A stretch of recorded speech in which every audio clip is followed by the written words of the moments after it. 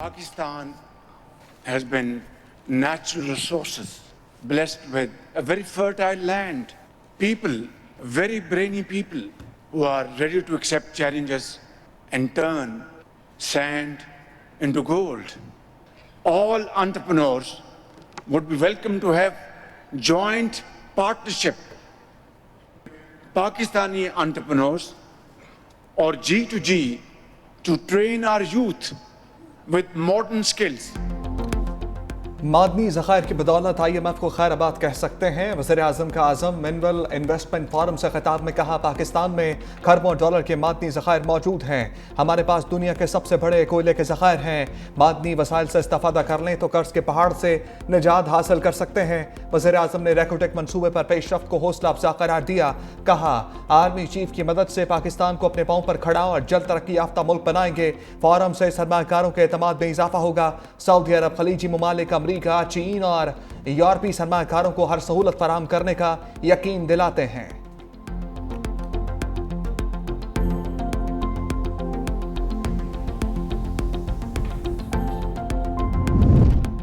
अवाम के पैरों तले मादनी ज़खायर, हाथों में महारत है, मायूसी की कोई गुंजाइश नहीं। आर्मी चीफ का पैगाम। पाकिस्तान मिनरल इन्वेस्टमेंट फोरम से खिताब में कहा, पाकिस्तान आलमी मादनी मईशत में एक रहनुमा के तौर पर उभरने के लिए तैयार है। बैनुल-अक़वामी इदारे अपनी महारत से पाकिस्तान को रोशनास कराएं। इक़्तिसादी सलामती कौमी सलामती के एक अहम जुज़्व के तौर पर उभरी है। पाकिस्तानी अवाम आगे बढ़ें, जद्दोजहद करें। हमारा मकसद मादनी शोबे के लिए अफरादी कुव्वत, महारत और इंसानी वसाइल पैदा करना है।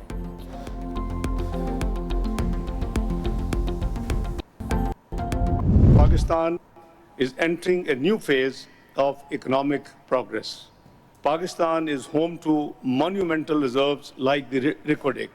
The Pakistan Mineral Investment Forum 2025 provides a unique platform for stakeholders, friendly countries and partners to converge, explore new prospects and build mutually beneficial partnerships. Pakistan मौशी तरक्की के नए दौर में दाखिल हो रहा है।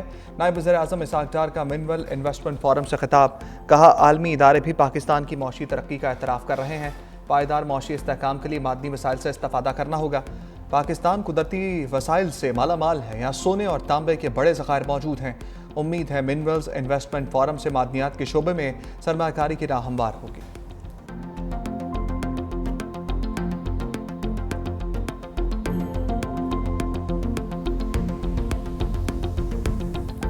Reko-Diq will be the beacon that leads Pakistan into the ranks of the top global mining jurisdictions. Reko-Diq will be a major contributor to Pakistan's economy and will have a transformative impact on the underdeveloped Baluchistan province.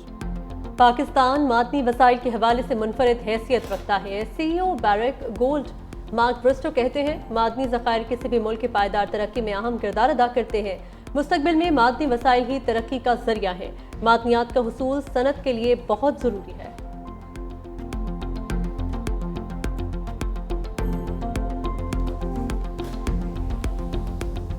Pakistan मौशी तरक्की की नई मनाजिल तय करने लगा। Pakistan minerals investment forum ने तरक्की और सरमाकारी के नए दरवाजे खोल दिए। 2 रोज़ा फोरम में पहले रोज़ वज़ीर-ए-आज़म शहबाज शरीफ और army chief general Syed Asim Munir, 4 वज़राए आला की शिरकत। अमरीका, चीन, सऊदी अरब, रूस, फिनलैंड और तुर्किया समेत 300 से ज़ायद गैर मुल्की नुमाइंदे भी शरीक हैं। पाकिस्तान मिनरल्स इन्वेस्टमेंट फोरम में मुख्तलिफ मुफाहमती यादाश्तों का तबादला। माड़ी मिनरल्स और माइनिंग के दरमियान MOU हो गया। बलूचिस्तान की कानकनी और मादनियात के महकमे और चीनी कंपनी MCC के दरमियान भी मुफाहमती यादाश्त का तबादला। मयार को यकीनी बनाने के लिए बरतानिया की जियो साइंस सर्विसेज और जियोलॉजिकल सर्वे ऑफ पाकिस्तान में MOU तय।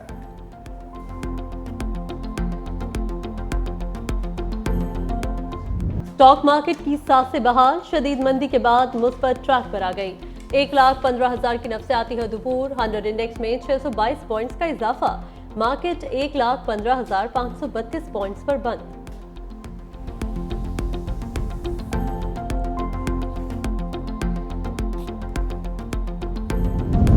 बानी PTI से मुलाकात के लिए 6 रहनुमाओं को इजाजत मिल गई। Chairman PTI barrister Gohar, barrister Ali Zafar और मुबश्शिर मकसूद आवान की मुलाकात। एडवोकेट अली इमरान, रजिया सुल्ताना और जहीर अब्बास भी बानी से मिले। बुशरा बीबी से फैमिली अरकान की अडयाला जेल में मुलाकात। साबिक खातून अव्वल से भाभी और बेटी की मुलाकात अडयाला जेल के कॉन्फ्रेंस रूम में कराई गई।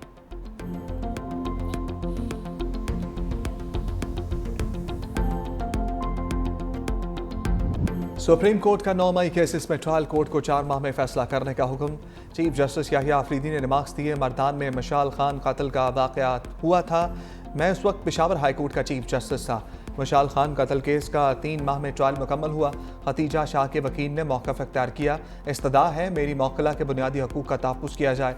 चीफ जस्टिस ने रिमार्क्स दिए, इंसदाद दहशतगर्दी की अदालतों पर एतमाद करें, केसेस को चलने दें। चीफ जस्टिस ने हुक्मनामा लिखवाते हुए कहा कि अदालत को बताया गया इंसदाद दहशतगर्दी की अदालतों और हाई कोर्ट्स ने शवाहिद का दुरुस्त जायजा नहीं लिया।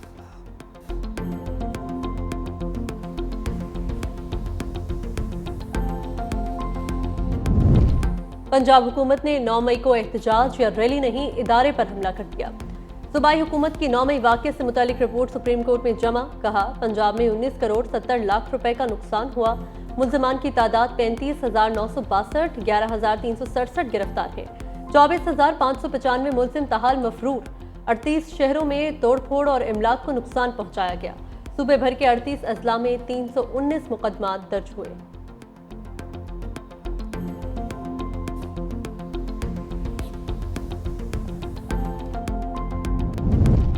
सुप्रीम कोर्ट का मिलिट्री कोर्ट्स केस आइंदा 2 समातों पर मुकम्मल करने का इंदिया।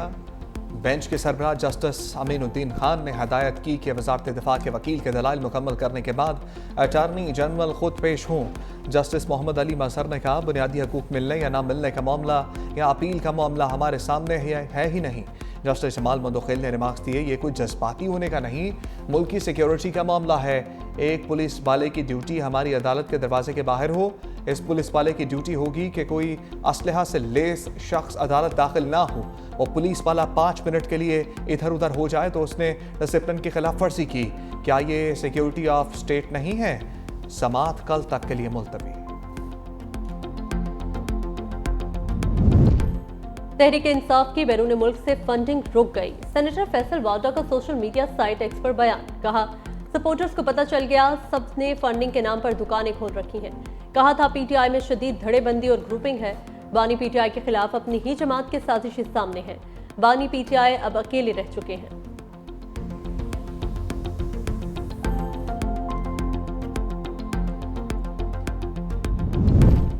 खालिद मकबूल सदीकी ने वफाक के इख्तियारात पर सवालात उठा दिए। कराची में प्रेस कॉन्फ्रेंस में बोले, क्या वफाक हमारे मसाइल हल कर सकता है?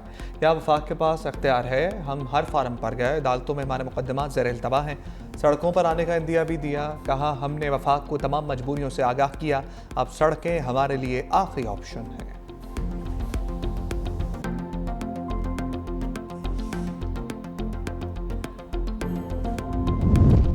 शर्जील मेमन का MQM पाकिस्तान को करारा जवाब। कहा, MQM ने इल्जाम लगाया कराची का अमन खराब हो रहा है। माजी में बदमनी का अहम किरदार रहने वाले आज हमें ताना दे रहे हैं। मुतहदा दौर में लोगों को चुन चुन कर मारा गया, हजारों माओं की गोद उजाड़ी गई। माजी में जितने ऑपरेशन हुए उसमें शामिल पुलिस अफसरान को मारा गया। डंपर हादसात को जवाज बनाकर नफरत की सियासत की जा रही है। ब्लैकमेल होंगे, न किसी को कराची का अमन खराब करने देंगे।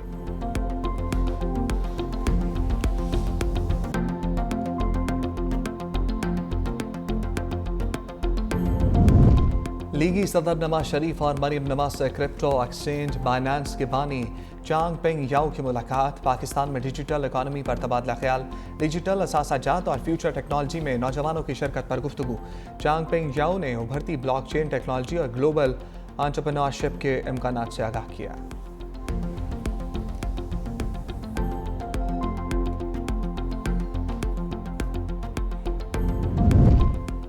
पाकिस्तानियों के लिए बड़ी खुशखबरी, दुबई के लिए वीजे के मसाइल हल हो गए। गवर्नर सिंध कामरान खान टसोरी से मुत्तहिदा अरब अमारात के सफीर की मुलाकात। कहा, पाकिस्तानी अब 5 साल का वीजा ले सकते हैं। UAE के सफीर की गवर्नर सिंध को कराची में कायम वीजा सेंटर आने की दावत भी दी। मुलाकात में गवर्नर सिंध ने सूबा सिंध बिलखुसूस कराची में सरमायाकारी करने पर मुत्तहिदा अरब अमारात के सफीर हमाद उबैद अज़्ज़ाहबी का शुक्रिया अदा किया।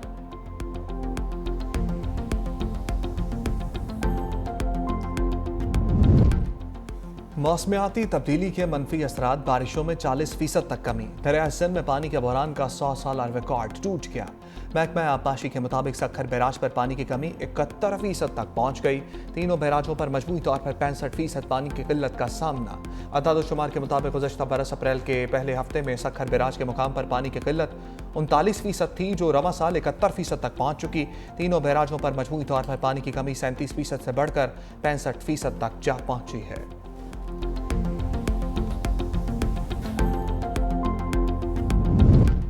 कराची से खैबर तक शदीद गर्मी का राज। अप्रैल में ही पारा 43 डिग्री तक पहुंच गया। हीट वेव एडवाइजरी जारी। सिंध, जनूबी और वस्ती पंजाब और बलूचिस्तान के कुछ हिस्से शदीद गर्मी की लपेट में रहेंगे। दर्जा हरारत मामूल से 4 से 7 डिग्री सेंटीग्रेड ज्यादा रहने का इम्कान। पंजाब के मैदानी इलाके शदीद गर्मी की लपेट में आने का खदशा। महकमा स्कूल एजुकेशन को बच्चों की आउटडोर सरगर्मियों पर पाबंदी आयद करने की हिदायत।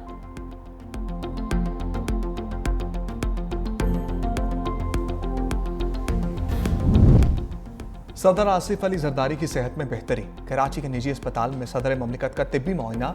डॉक्टर्स का मजीद 1-2 दिन अस्पताल में गुजारने का मशवरा। डॉक्टर आसिम हुसैन की ज़ेर निगरानी टीम आसिफ अली जरदारी का इलाज कर रही है।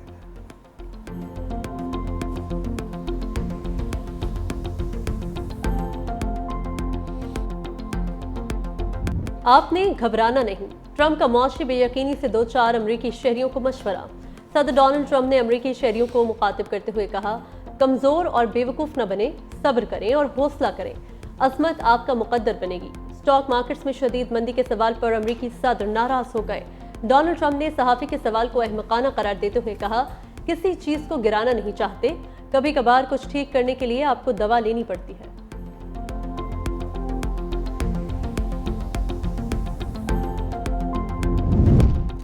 चीन के जवाबी टैरिफ पर ट्रंप सीखता। मजीद 50% टैरिफ आयद करने की धमकी। सदर ट्रंप ने ट्रुथ सोशल पर जारी बयान में कहा कि चीन ने पहले ही रिकॉर्ड टैरिफ, गैर मालियाती टैरिफ, गैर कानूनी सब्सिडीज और करेंसी में छेड़छाड़ जैसे हरबे अपना रखे हैं। अब चीन ने मजीद 34% जवाबी टैरिफ आयद कर दिया है।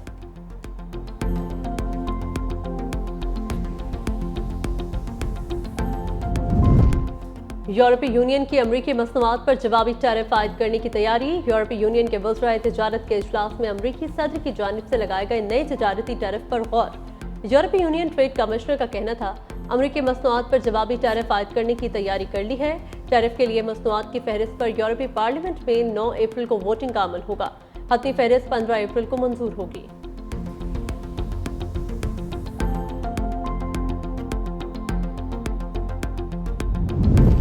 कराची में बढ़ते ट्रैफिक हादसात पर वज़ीर आला सिंध मुतहर्रिक। वज़ीर आला मुराद अली शाह की ज़ेर सदारत ट्रैफिक हादसात पर इजलास। वज़ीर आला सिंध का हेलमेट के बगैर मोटरसाइकिल चलाना, ट्रिपल सवारी और गैर महफूज बाइक्स के खिलाफ सख्त कार्रवाई का हुक्म।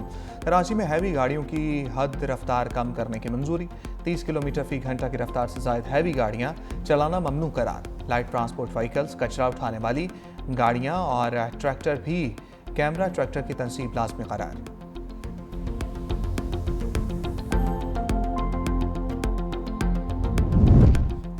लाहौरियों के लिए बड़ी खबर। अगले साल फरवरी में लाहौर में बसंत मनाने का फैसला। आइंदा साल बसंत अंदरून शहर मनाने की तजवीज़ ज़ेर गौर। ज़राए के मुताबिक महफूज बसंत मनाने के लिए हिकमत अमली पर काम शुरू। डोर तैयार करने वाले अफराद जिला इंतजामिया के साथ रजिस्टर्ड होंगे। सिर्फ जिला इंतजामिया के रजिस्टर्ड अफराद पतंग की खरीदो फरोख्त कर सकेंगे। वज़ीर आला के हुक्म पर महफूज बसंत के हवाले से कमेटी तश्कील।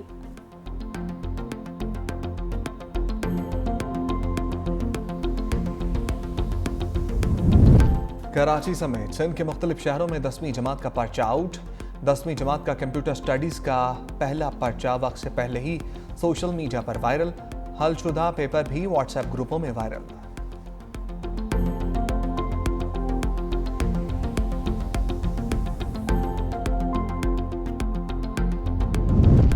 हाफिज ताहिर अशरफी का इजराइल से ताल्लुकात खत्म करने का मुतालबा। प्रेस कॉन्फ्रेंस में कहा, 36 मुसलमान ममालिक फौरी तौर पर इजराइल का मुकम्मल बायकॉट करें।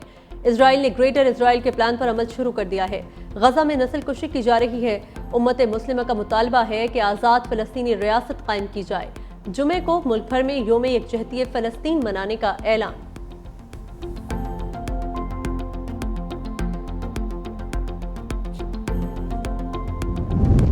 ताशकंद में फ़लस्तीन पर IPU कॉन्फ्रेंस। पीपल्स पार्टी के रुकने कौमी असम्बली सैयद नवीद कमर फारूक नाइक की फ़लस्तीनी भक्त से मुलाकात।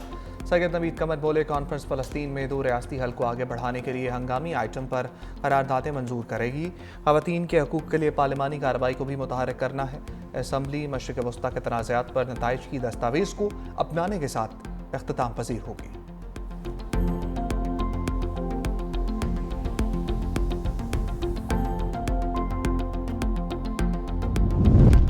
न्यूजीलैंड से शर्मनाक शिकस्त के बाद कौमी टीम की दबे पांव वापसी। क्रिकेटर्स रात के अंधेरे में वतन वापस पहुंच गए। कोचिंग स्टाफ और ऑफिशियल्स भी खिलाड़ियों के हमरा लाहौर पहुंचे। इमामुल हक, सलमान अली आगा, मोहम्मद अली, उस्मान खान, अब्दुल्ला शफीक, फहीम अशरफ, इरफान खान नियाजी शामिल। कोच आकिब जावेद और अजहर महमूद भी वतन वापस आ गए।